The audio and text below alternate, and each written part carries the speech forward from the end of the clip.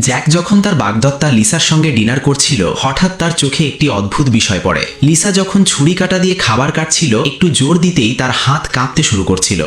জ্যাকের মনে সঙ্গে সঙ্গে এজেন্টের মিটিংয়ের কথা ভেসে ওঠে। টেকনিক্যাল ডিপার্টমেন্টের রিপোর্ট অনুযায়ী খুনি একজন নারী যে বিদেশে পড়াশোনা করেছে। সে ইচ্ছাকৃতভাবে উইগ পরে যাতে পুলিশ বিভ্রান্ত হয়। সংস্থাগুলো এখন 22 থেকে 28 বছরের এমন মেয়েদের খুঁজছে যারা বিদেশে পড়েছে এবং শরীরে কোনো আঘাতের চিহ্ন আছে। সমস্যা হলো জ্যাকের বাগদত্তা লিসা এই সব বৈশিষ্ট্যের সাথেই মিলে যায়। সন্দেহ নিশ্চিত করতে জ্যাক ইচ্ছা করে ওয়াইনের গ্লাস তুলে চিয়ার্স করে। গ্লাস ঠোকা মাত্রই লিসার হাত আবার কেঁপে ওঠে। জ্যাক নিজেকে বোঝায় হয়তো এটা কাকতালীয়। তারপর সে আরেকটি পরীক্ষা করার সিদ্ধান্ত নেয়। সে ইচ্ছে করে লিসাকে রাগিয়ে তোলে। লিসা উঠে চলে যেতে গেলে জ্যাক হঠাৎ তার হাত চেপে ধরে। সঙ্গে সঙ্গে লিসা ব্যথায় চিৎকার করে ওঠে।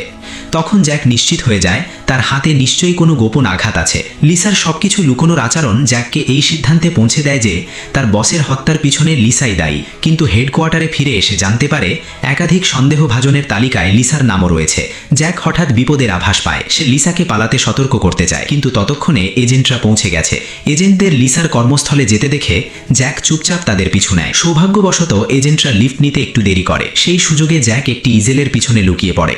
তারপর সিঁড়ি দিয়ে দ্রুত উপরে উঠে এজেন্টদের আগেই পৌঁছে যায়। জ্যাক তাড়াতাড়ি লিসাকে নিয়ে তাকে লুকিয়ে ফেলে। এখন প্রশ্ন, লিসা কি সত্যিই খুনি নাকি জ্যাক ভুল বুঝছে?